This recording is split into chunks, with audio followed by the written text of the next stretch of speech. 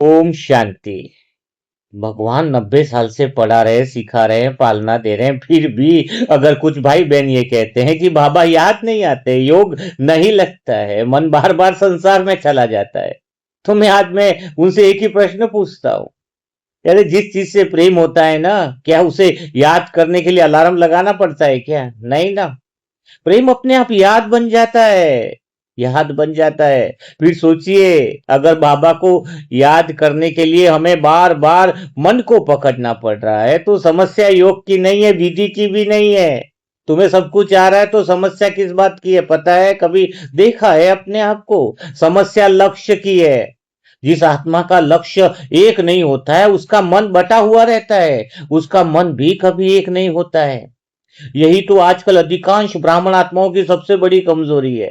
थोड़ा बाबा, फिर थोड़ा संसार भी चाहिए, थोड़ी सेवा, और उस सेवा में सम्मान भी चाहिए, थोड़ा सा योग किया, फिर घर परिवार का थोड़ा मोह भी चाहिए, और फिर आश्चर्य कहते हो और प्रश्न पूछते हो, हम उड़ती कला में क्यों नहीं पहुंच पा रहे?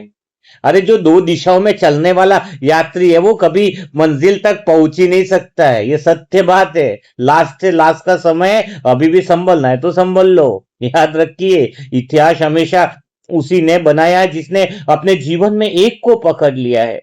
संसार का आदमी भी देखो धन के लिए पागल हो सकता है, देखा है मुझे इतना कमाना है, इतना कमाना है।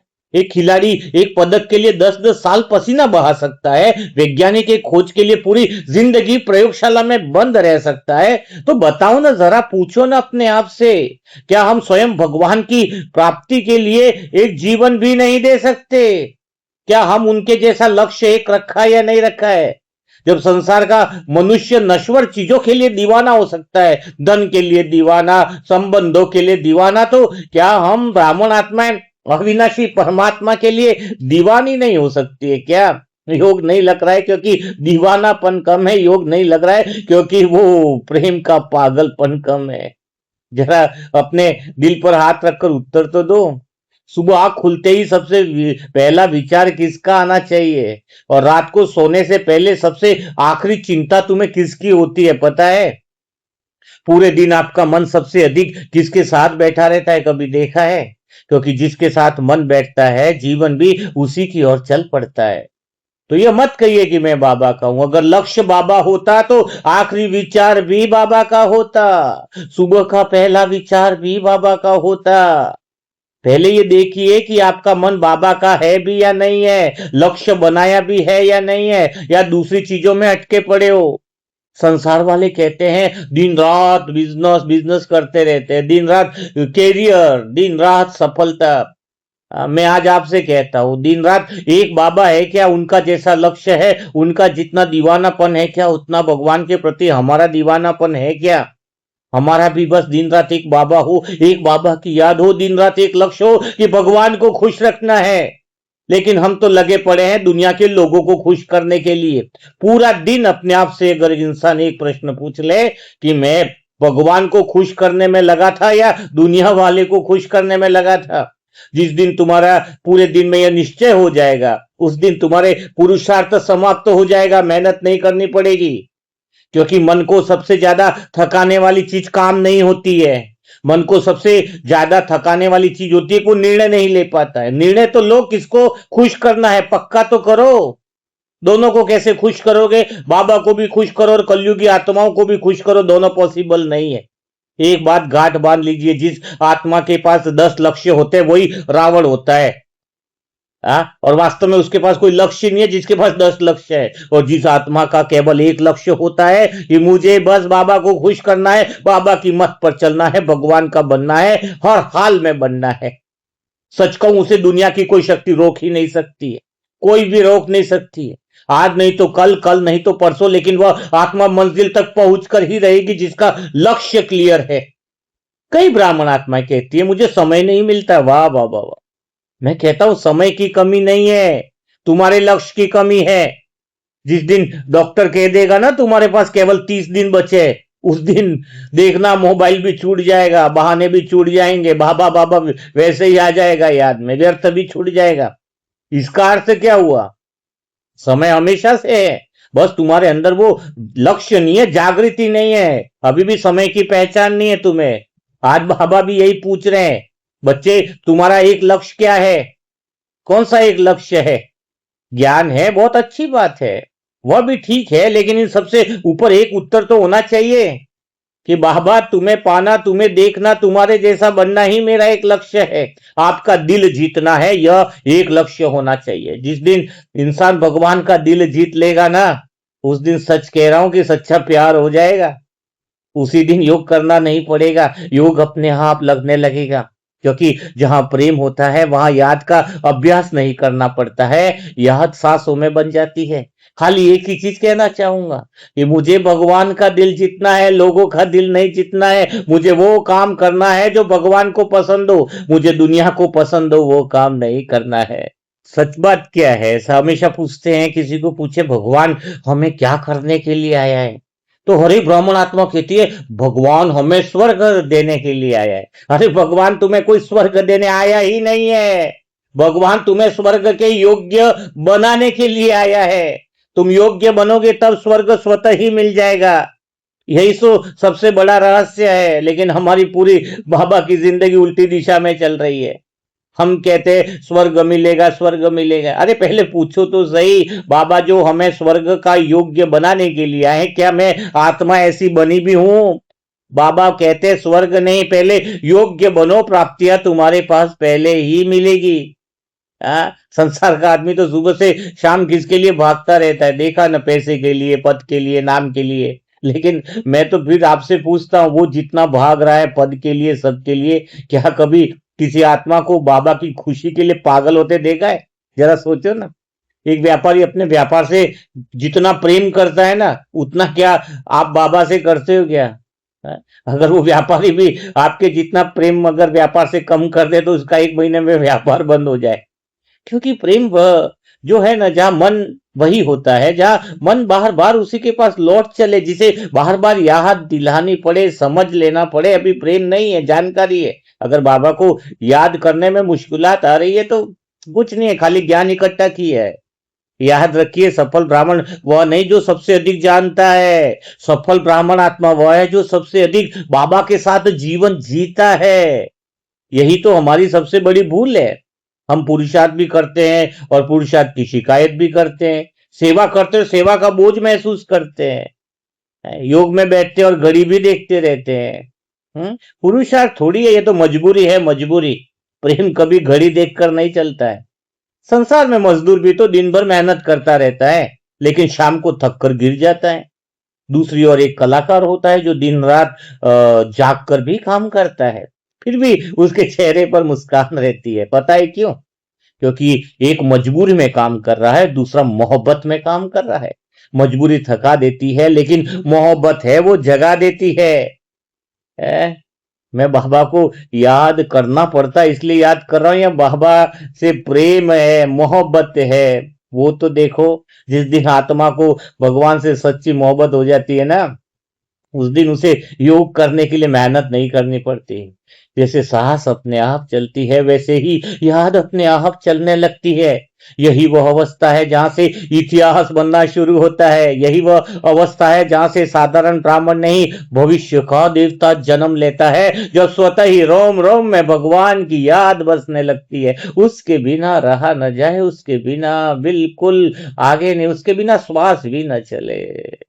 उस दिन सच में कह रहा हूं, स्व परिवर्तन भी होता है और विश्व परिवर्तन की शुरुआत होने लग जाती है। लेकिन बाबा से प्रेम क्यों नहीं है पता है? क्योंकि बाबा से प्रेम इसलिए नहीं है क्योंकि भगवान से ज्यादा, प्राप्तियों से ज्यादा प्रेम है। भगवान से हमें ये मिल जाए, घर ठीक हो जाए, उसका ये हो जाए, आप देखो जरा। और जिसको बाबा की सेवा से ज्यादा प्रेम है, प्राप्तियों से कम प्रेम है, वो आत्मा सच्चे दिल में कहते हैं कि कोई नूर हीरा है, सच्चे दिल में। आप देखो ना, ब्राह्मण आत्माएं ज्यादातर अगर उनसे पूछा जाए तो बस बाबा ये कर दो, बाबा वो कर दो, यानी प्राप्तियों से ज्यादा प्रेम है। सेवा से है क्या इतना प्रेम? जिस आत्मा का सेवा से ज्यादा प्रेम है, उसको प्राप्तियां स्वतः ही मिल जाती है। भोग लगाना है, नहीं नहीं, वो चलेगा। कई सारी आत्माएं देखती है, इतनी सारी पालना लेती है, भोग लगाने में भी आगे पीछे होती है। प्राप्ति हाँ बहुत चाहिए ना, बाबा घर संभाल ले, बाबा बेटे का ठीक कर दे, बाबा ये कर दे वो कर दे। प्राप्तियों से इतना प्यार है, पुस्तक की सेवा करनी है, नहीं नहीं नहीं नहीं, पूरा साल पूछो किसी ने, कोई ऐसी आत्माएं भी होंगी जिन्होंने इतना सच्चा ज्ञान है सबको फैलाना है, लेकिन सेवा नहीं करी होगी। मैं सिर्फ जगाने के लिए बोल रहा, जरूरत नहीं है बाबा को किसी की, समझ लेना, लेकिन खोल करके दिल तो खुल ले, जागृति तो खुल ले। बुक सेवा नहीं नहीं नहीं। और चाहिए क्या बाबा से? बाबा पूरा घर की जिम्मेदारी तुम संभाल लो, बाबा तुम ये कर दो, बाबा वो कर दो। प्राप्तियों से जिसको ज्यादा प्यार है ना, सेवा से कम प्यार है, उसको कुछ भी नील बटा सन्नाटा हाथ में आने वाला है। ये आपको मैं स्पष्ट बोल देता हूं, क्योंकि कल मुझे ऐसा न लगे कि आपको जगाया नहीं, समय पर वो मिला नहीं। और जिसको सेवा से प्यार है बाबा से, बाबा की सेवा, बाबा का काम, बाबा का सब कुछ, मन सब सच्चे दिल से जिसको समर्पण कर दे। देखो ब्रह्मा बाबा ने पहले क्या किया, बाबा की सेवा से प्यार किया तो प्राप्तियां मिली। जिसने ये राज समझ लिया, लेकिन सोचते हैं कि बाबा से हम ज्यादा चतुर सुजान है, हम सेवा में प्यार नहीं करेंगे, हम दिखा देंगे हम बहुत योग करते हैं, हम बहुत मुरली मंथन करते हैं, हम बहुत ये करते हैं। सिर्फ प्राप्तियां चाहिए तुम्हें, सेवा से जिसके अंदर सेवा के प्रति जुनून हो जाए, दीवानापन हो जाए कि मेरा हर ज्ञान बाबा के पास पहुंचो, एक भी आत्मा वंचित न रहे, दिन रात बस उसी की फिक्रात लगी रहे कि हर आत्मा तक संदेश पहुंचना चाहिए। फिर कैसे बाबा से प्रेम नहीं होगा, जरा सोचो।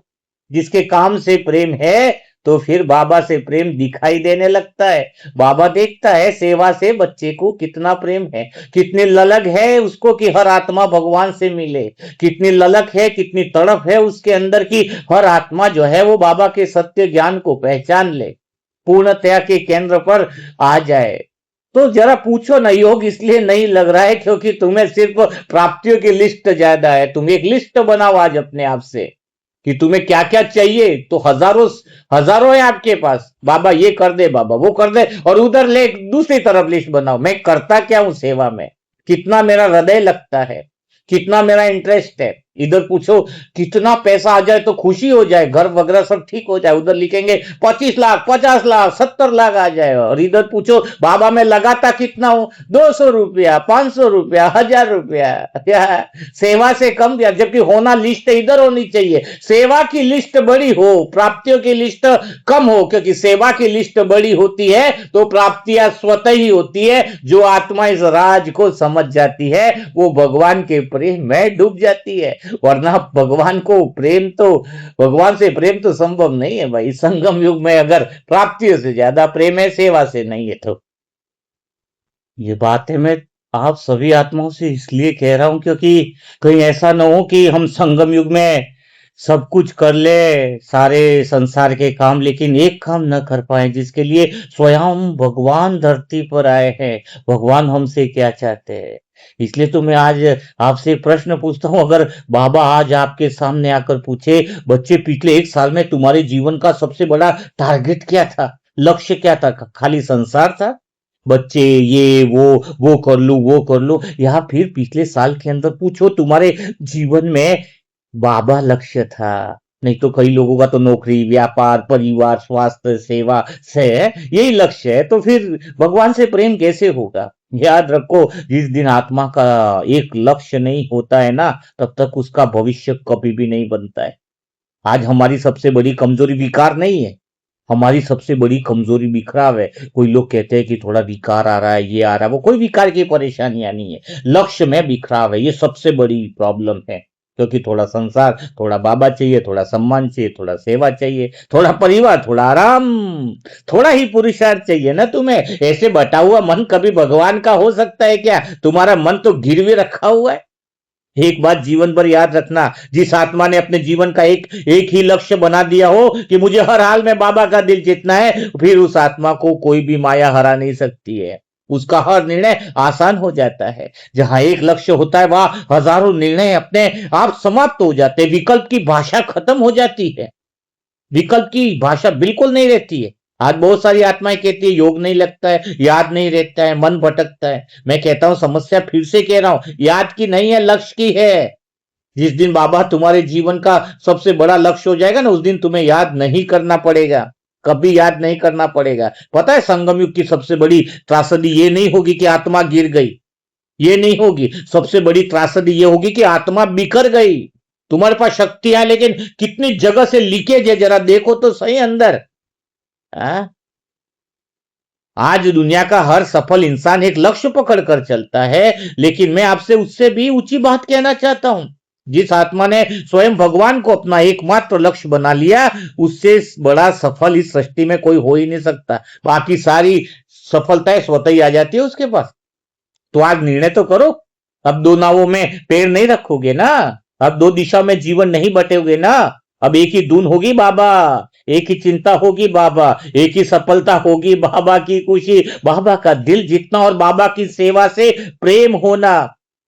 कोई कहता है मुझे बाबा से प्रेम हो जाए, अरे बाबा की सेवा से प्रेम सच्चा हो जाए, मान सम्मान के लिए नहीं, अहंकार के लिए नहीं। बाबा से प्रेम हो, बाबा की सेवा से इतना प्रेम हो। देवता वे थोड़ी बनते हैं जिन्होंने सबसे अधिक ज्ञान सुना है। देवता तो वे बनेंगे जिन्होंने एक दिन अपने मन से कह दिया हो कि अब मेरे जीवन में बस एक ही काम है कि हर सांस से बाबा को खुश रखना, बाबा को राजी रखना, बाबा की श्रीमत पर चलना। और जिस दिन यह निर्णय होगा उसी दिन तुम्हारी जीत शुरू हो जाएगी, क्योंकि जो आत्मा एक बाबा की हो जाती है, एक दिन पूरा स्वर्ग उसी आत्मा का हो जाता है। और सच में ऐसी आत्माएं ही जो है वो सच में कहते हैं कि बाबा के दिल में बसती है। बहुत सारे बी के आत्माएं कहते हैं कि मेरा किस्मत ही भाई जी खराब है, समय साथ नहीं देता है। पता है समय साथ क्यों नहीं देता है? और कई तो बाबा के बच्चे ये कहते हैं कि लोग मुझे समझते नहीं है। लेकिन प्रॉब्लम क्या है पता है? सब कुछ जानते हो लेकिन कर्म करने के लिए तैयार नहीं हो। जानने से भाग्य नहीं लिखे जा सकते। हैं? जब तुम्हें पता है पहले से कि मेहनत किए बिना सफलता नहीं मिलेगी, बाबा का बने बिना, बाबा से वह प्रेम, वह उसी श्रीमत पर चलना, बाबा की सेवा से प्यार करना, तो जब तुम उस रास्ते पर चलना नहीं चाहते हो, खाली जानकारी रख रहे हो, तो फिर दोष किसका है? तुम उस रास्ते पे चलने के लिए तैयार नहीं हो, खाली जानते हो। मैं सोच लू दिल्ली का रास्ता ये है, दिल्ली का रास्ता ये है, यहां पर ऐसा है वैसा है, और मैं चलू ही नहीं तो क्या मैं कभी पहुंचूंगा? जरा पूछो तो सही। तो हम में से सारे ज्यादातर बीके भाई को सबको रास्ता जानते हैं। सबको पता है कि बाबा का होना है, बाबा की सेवा से प्रेम करना है, बाबा को ही दिल में बसा के रखना है, लेकिन जानते तो सब है, लेकिन चलना नहीं चाहते ना। प्रॉब्लम ये है। और जानकारी इकट्ठा मत करो, तुम्हारे पास बहुत सारी जानकारियां हो गई है। सबको देखो, सबको पता होता है कि स्वास्थ्य के लिए व्यायाम करना चाहिए, एक्सरसाइज करना चाहिए। क्या जानकारी की कमी है क्या? लेकिन कोई व्यायाम करता है क्या? देखो ना। सबको पता है कि ज्ञान बढ़ाने के लिए पढ़ना भी चाहिए, लेकिन मुरली और मंथन पढ़ते पढ़ते भी कई बार बुक पढ़ते पढ़ते बोर हो जाते हैं। सबको पता है कि सफलता के लिए डिसिप्लिन चाहिए। समस्या ज्ञान की नहीं है कि तुम्हारे अंदर ज्ञान की कमी है, तुम्हारे अंदर समझ की कमी है, तुम्हारे अंदर भरपूरता है। समस्या तो कर्म की है, समस्या कर्म की है। इसलिए बहुत लोग अपनी असफलता का कारण क्या है? भाग्य और दुनिया को बना देते हैं, क्योंकि ऐसा करने से उन्हें स्वयं को बदलना नहीं पड़ता है। लेकिन सच्ची बात यह है कि तुम खाली जानकारियां इकट्ठा कर रहे हो, कर्म तो उसके अनुसार हो ही नहीं रहे हैं। इतिहास तो गवाह है ना, भाग्य ने किसी को महान नहीं बनाया, महान लोगों ने अपने कर्मों से भाग्य बदल दिया है। यदि खेत में बीज ही न बोया हो तो वर्षा भी क्या कर लेगी? यदि नाव किनारे से खोली ही न जाए तो हवा भी कहां लेके जाएगी? परमात्मा भी उसी आत्मा की सहायता करते हैं जिसने पहले स्वयं कदम बढ़ाया हो। इसलिए आज से शिकायत बंद करो, बहाने बंद करो, और दोष देना तो बिल्कुल बंद करो कि मेरा भाग्य नहीं, मेरा किस्मत नहीं। जरा सोचो मैंने कदम कितने आगे बढ़ाए हैं। आज से केवल एक प्रश्न पूछो ना कि मैं आज से ऐसा कौन सा कर्म करूं जिससे कल का मेरा जीवन बदल जाए। ऐसा कौन सा कर्म करूं? 6 महीने की लिस्ट बता देता। अगर किसको समझ में नहीं आया तो व्हाट्सएप पे मैसेज कर देना, मैं बता दूंगा। कर्म करना ही है तो कौन से ऐसे कर्म है जिसे जीवन खुद का बदल जाए, पीढ़िया का पीढ़िया बदल जाए, अपने जन्म जन्म का भाग्य बदल जाए। जानकारी आपके पास भी बहुत है, कौन से कर्म करूं तो भाग्य बदल जाए। चलना किसको है वो तो देखो। जो आत्मा प्रतिदिन इस प्रश्न का उत्तर कर्मों से देती है ना, उसकी सफलता केवल समय की प्रतीक्षा। बन जाती है, आना उसका फिक्स रहता है, सफलता सक्सेस उसको मिलनी ही मिलनी है, कोई उसे रोक नहीं सकता है। इसलिए मैं कोई आज ज्यादा बात नहीं कह रहा हूँ। आपको एक बात मैं बताता हूँ, एक बात दिल में आ रही है कि आप सोचो जरा, दुनिया में सबसे खतरनाक इंसान कौन सा होता है? सबसे खतरनाक इंसान वो नहीं होता कि सबसे ज्यादा पैसा हो, पता है? वो नहीं होता है। एकदम अलग इंसान कौन होता है दुनिया में, पता है? वो इंसान सबसे अलग होता है, भीड़ से भी अलग होता है, जिसके जीवन का उद्देश्य बहुत बड़ा हो। और जिसका जीवन का उद्देश्य बड़ा होता है ना, उसे कोई भी परिस्थिति उसे रोक नहीं पाती है। टारगेट बहुत बड़ा होना चाहिए। हमारा अगर लक्ष्य हो जाए ना कि दुनिया की हर एक आत्मा को शांति, आनंद और गहरे प्रेम का अनुभव कराना है, और आत्मा को तक बाबा का ज्ञान और संदेश पहुंचाना है, तो कोई परिस्थिति रोक नहीं पाएगी। लेकिन कभी विचार आता है क्या तुम्हारे अंदर, लक्ष्य कितना बड़ा है? कभी सोचा है? बस उसी गली मोहल्ले में और उसी जगह रहना, वही बातें सोचना, उसके अलावा कुछ और है क्या? सोचो। देखो, एक वैज्ञानिक होता है, 20-20 साल तक एक ही प्रयोग करता रहता है, हजारों बार असफल होता है, लोग उसका मजाक भी उड़ाते हैं, कई बार तो फंडिंग बंद हो जाती है, परिवार वाले खुद कह देते हैं भाई अब तो छोड़ दे। लेकिन वो फिर भी अगली सुबह उसी प्रयोगशाला में खड़ा मिलता है। क्यों? क्योंकि उसे सिर्फ प्रयोग नहीं दिख रहा है, उसे वो खोज दिख रही होती है जो पूरी दुनिया बदल सकती है। एक खिलाड़ी देखो ना, ओलंपिक का स्वर्ण पदक जीतने के लिए वो रोज 4 बजे उठता है, लाखों बार वही दौड़, वही अभ्यास, वही दर्द, वही पसीना। कोई ताली नहीं बजा रहा होता जब वो अभ्यास कर रहा है, कोई कैमरा नहीं होता उस समय, फिर भी वो करता रहता है, क्योंकि उसके पता है कि उसे अपना मकसद क्या है, एक दिन वो कामयाब होगा, सफल होगा तो क्या होने वाला है। सोचो जरा, हम भी सारी आत्माओं को ज्ञान देने के लिए वो मेहनत कर रहे हैं, वो तपस्या कर रहे हैं, वो साधना कर रहे हैं, क्या हमारे अंदर वो जुनून, वो दीवानापन है भगवान की सेवा के लिए? एक सर्जन होता है ना, डॉक्टर, 12-12 घंटे ऑपरेशन थिएटर में खड़ा रहता है, पीठ दर्द करती है, हमने मस्तिष्क के, ब्रेन के ऑपरेशनों को बहुत बार देखा। हाँ, पैर शून्य हो जाते हैं उस डॉक्टर के, पीठ दर्द करती है, आंखें थक जाती है, लेकिन जब सामने किसी की सांसें बचानी हो, तब शरीर की थकान भी आदेश मान लेती है। हाँ, जिस दिन आत्मा को यह अनुभव हो गया कि मुझे स्वयं को बदलकर इस दुनिया में भगवान का संदेश पहुंचाना है, उस दिन अमृत वेला उठना कठिन नहीं लगेगा, योग बोझ नहीं लगेगा, मुरली समय की बर्बादी नहीं लगेगी, सेवा त्याग नहीं लगेगी, क्योंकि तब काम नहीं बदलता है, काम का अर्थ बदल जाता है। समस्या मेहनत की नहीं है, समस्या यह है कि हमारा उद्देश्य अभी उतना विशाल नहीं हुआ है कि वह हमारी आलस्य पर विजय प्राप्त कर सके। आलसपन किसको लगता है? अभी हम भी पूरा दिन सेवा करते हैं, लेकिन सेवा बोझ नहीं है ना। अंदर टारगेट है, लक्ष्य की हर एक आत्मा को जीवन में वह ज्ञान मिलना चाहिए, वो समझ मिलना चाहिए, कोई आत्मा वंचित नहीं रहनी चाहिए। जिस दिन लक्ष्य आत्मा के भीतर धड़कने लगेगा, उसी दिन मोबाइल की लत तो छोटी लगेगी तुम्हें, आराम छोटे लगेगा, बहाने छोटे लगेंगे, और सबसे कीमती तुम्हें समय लगेगा कि 1 मिनट भी मैं न बिगाड़ू। सुबह से 3 बजे से रात की 10 बजे तक बस एक ख्यालात रहेगा कि आज मैं कितना अपना ये शरीर से सेवा भगवान के लिए कर सकता हूं।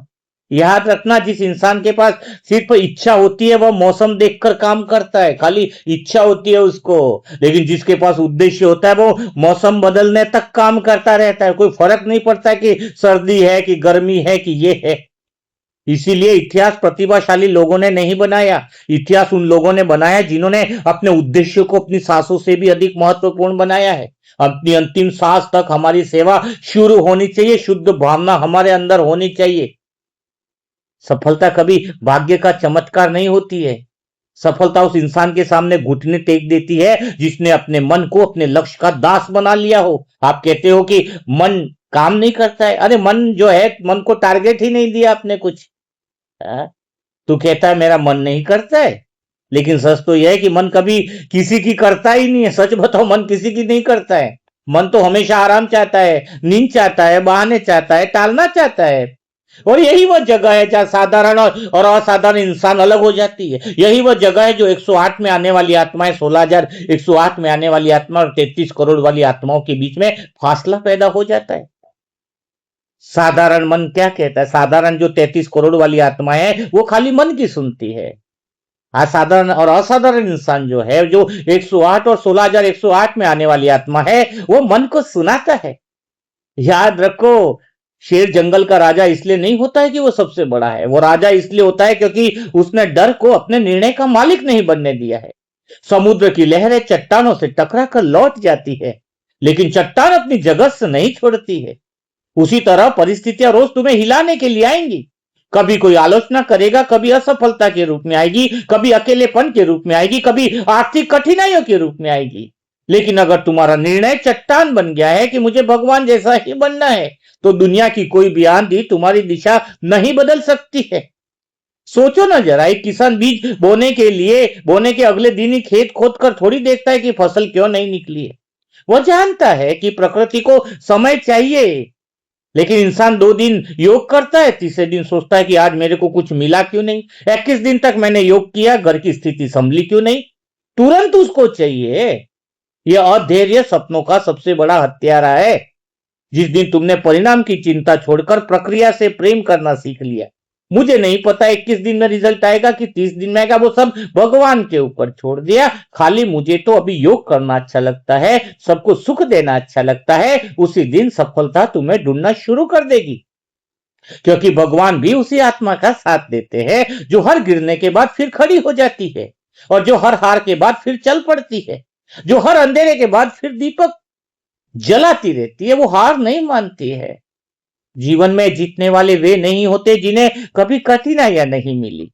जीतने वाले वे होते हैं जिन्होंने हर कठिनाई से केवल एक बात कही, तो जितनी बार आएगी मैं उससे एक बार और अधिक उठूंगा। हार नहीं माननी।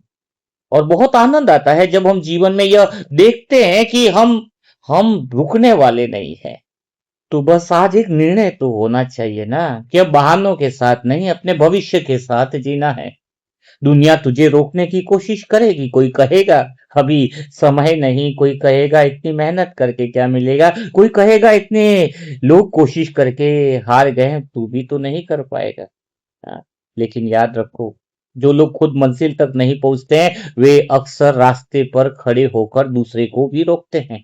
ब्राह्मण जीवन में कई सारी आत्माएं सक्सेस हुई, कई सारी आत्माएं पवित्रता में फैल हो गई, कई सारी आत्माएं संसार के आकर्षण में चली गई। लेकिन तू उनकी आवाज मत सुनो। तुम अपने भीतर जल रही उस आवाज को सुनो जो हर रात तुमसे कहती है तू इससे कहीं बड़ा बनने के लिए पैदा हुआ है। भगवान ने तुझ पर भरोसा किया है। तू जो काम कर रहा है उस काम के लिए पैदा नहीं हुआ है। तू संसार को बदलने के लिए, तेरा जन्म विश्व को बदलने के लिए हुआ है। तेरा जन्म विश्व को सुख शांति आनंद देने के लिए हुआ है। जीवन में सबसे बड़ी हार तब नहीं होती है जब इंसान गिर जाता है।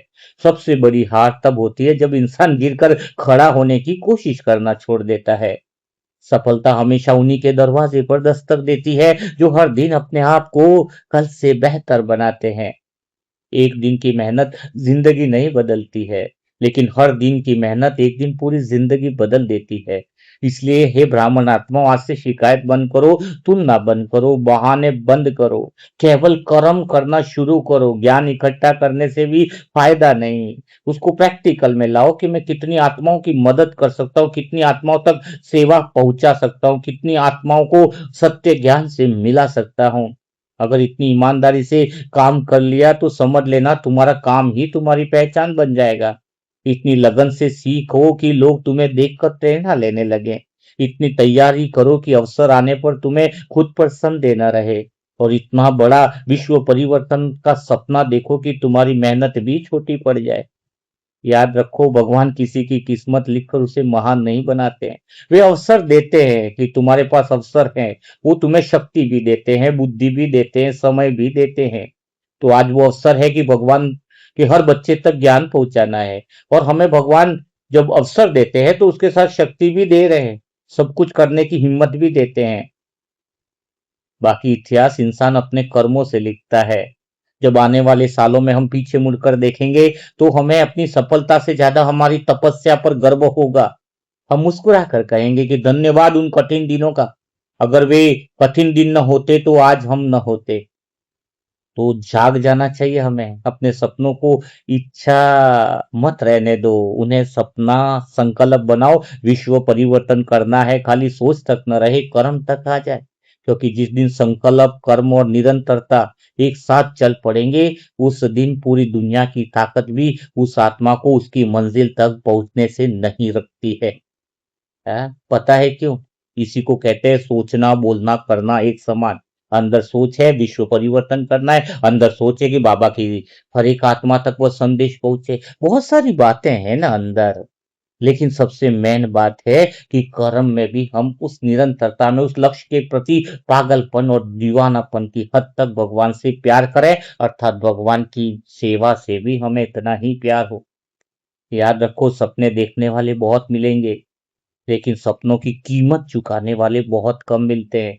इसलिए भीड़ का हिस्सा मत बनो, वह इंसान बनो, वह बाबा का बच्चा बनो जिसकी कहानी एक दिन भीड़ सुनाएगी। आज फैसला करो, अब किस्मत नहीं बदलेगी, मैं बदलूंगा। क्योंकि जब इंसान बदलता है तब उसकी दुनिया बदलने में देर नहीं लगती है, देर नहीं लगती है। हाँ, तो पक्का आज से पक्का कर लो। हाँ, कौन सा पक्का करो, रुकना नहीं है हमें। क्योंकि मंजिल तक वही पहुंचते हैं जो थकने के बाद भी चलना नहीं छोड़ते। हम वो प्यारे बाबा के बच्चे जो उमंग उत्साह वाले हैं। सोना आगे आग में तप कर ही तो कुंदन बनता है। हीरा वर्षों तक धरती के दबाव को सह कर ही तो चमकता है।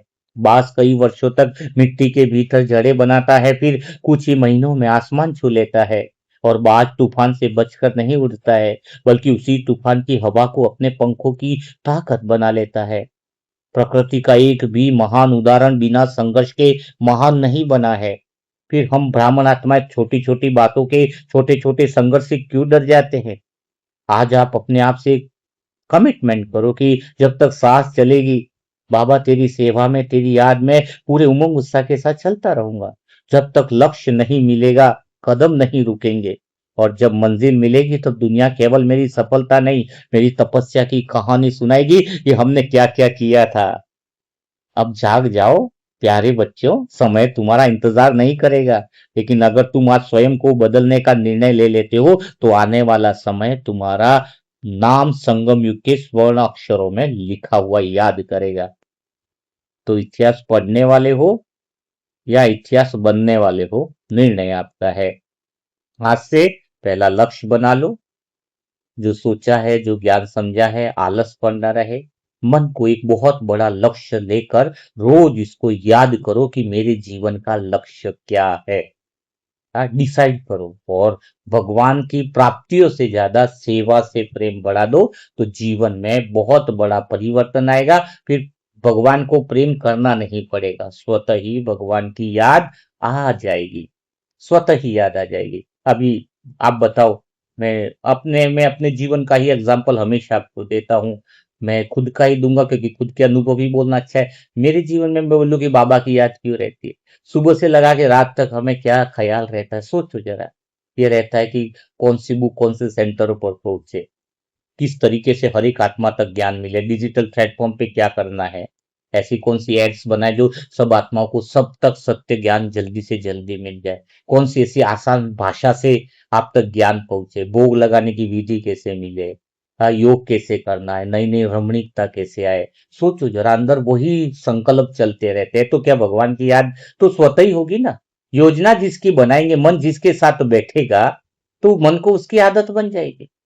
हाँ, लेकिन हम थोड़ा सेवा के भी संकल्प चलाए ना, हर एक आत्मा को क्या करना। और मेरे जीवन का अनुभव यही कहता है कि अब स्व पुरुषार्थ कुछ रहा ही नहीं कि स्वयं को बाबा की याद कैसे दिलाओ, ये तो कुछ चलता ही नहीं है आपको, क्योंकि बाबा की सेवा ही याद है, तो बाबा तो कितना याद होगा।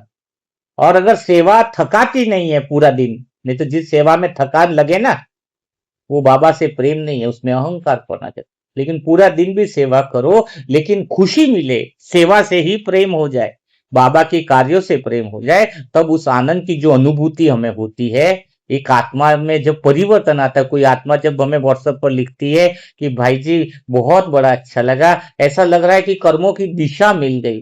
कई आत्माएं जो मिलती है और कहती है ना, इतने साल से जो मनसा सेवा से जुड़ी हुई है, और वो आत्मा कहती है कि जीवन बदल गया, तो ये जो दिल को वो उस बात से जो सुकून मिलता है ना, वो किसी स्वर्ग की 21 दिन की बादशाही में भी नहीं है।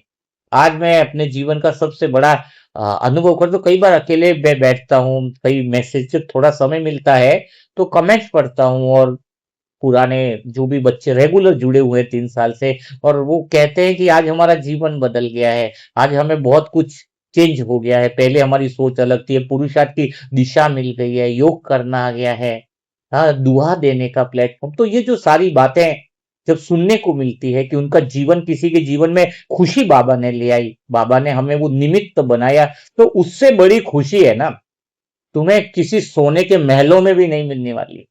जो खुशी किसी आत्मा की मदद करके मिलती है, हाँ, जो खुशी, जो आनंद हमें किसी को जगाने में मिलता है, उससे बड़ा खुशी, उससे बड़ी उपलब्धि, उससे बड़ी चीज कहीं संसार में नहीं है। तो आज के मेन बात यही थी, और अभी भी मैं कह रहा हूँ कि समय थोड़ा नाजुक है, कम है, और हमारे पास ये प्लेटफॉर्म बाबा ने दिया है।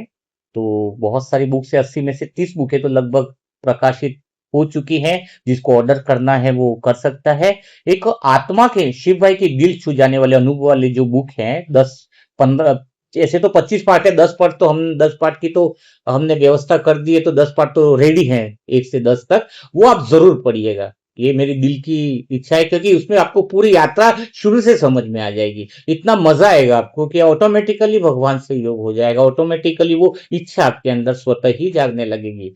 और बाकी की और 50 बुकें हैं, जैसे व्यवस्था हो जाएगी बाबा की, तो और पुस्तक प्रकाशन में जो आत्माएं मनसा परिवार की हैं, वो सहयोग देना चाहते हैं तो दे सकते हैं। लेकिन बाकी कोई भी आत्मा से किसी तरह का धन दौलत पैसा स्वीकार नहीं है, सिर्फ मनसा परिवार की आत्माओं के सहयोग से ही हम सारा काम करते हैं। तो यह बात बिल्कुल ध्यान रखें कि जिसने पालना दी है, जिसको समझ है, उसी से, उसी का सहयोगी बाबा सफल करेंगे ना, बाकी सब आत्माओं का नहीं करेंगे ना सफल।